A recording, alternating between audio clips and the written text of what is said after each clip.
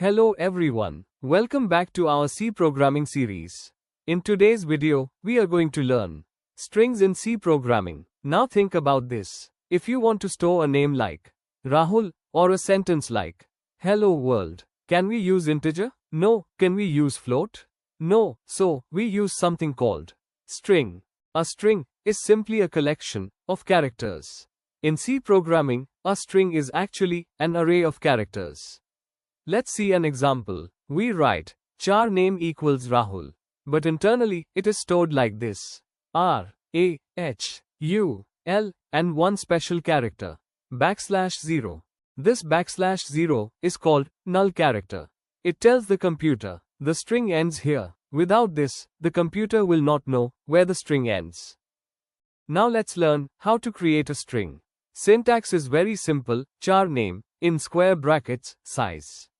Example, char name 6. This means we can store up to 6 characters. There are two ways. First method, character by character, R, A, H, U, L, \0. Second method, simple way, inside double quotes, Rahul. Now let's take input. Program starts. We declare a string. Then we ask user, enter your name. We use scanf %s. And then print using printf %s. Scanf has one limitation. If user enters Rahul Sharma, it will only take Rahul because scanf stops at space. To solve this, we use gets and puts. Gets reads full line, including spaces. Puts prints full string. Let's understand step by step. We create a character array, name of size 50. Then we print message, enter your full name. Now we use gets. This stores full input in the array. Then we use puts to display the output. So this program allows full name input without any problem. Now let's see some important functions. We use a header file, string.h. This function finds length of string. Example, hello, length is 5. This function copies one string to another like copy-paste. This joins two strings, hello and world becomes hello world. This compares two strings. If both are same, result is 0. If different, result is non-zero.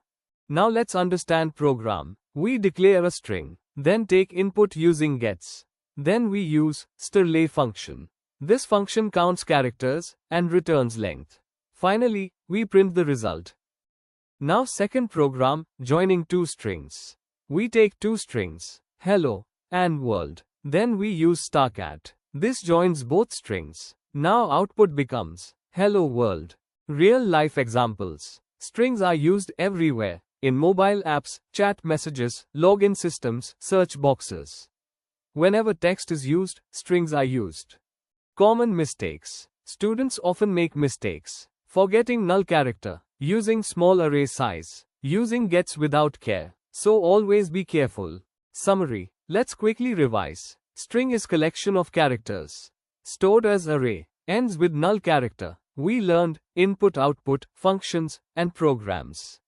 So now, you understand strings in C. Practice all programs, because programming is not watching, it is doing. In the next video, we will learn pointers in C. See you in the next video.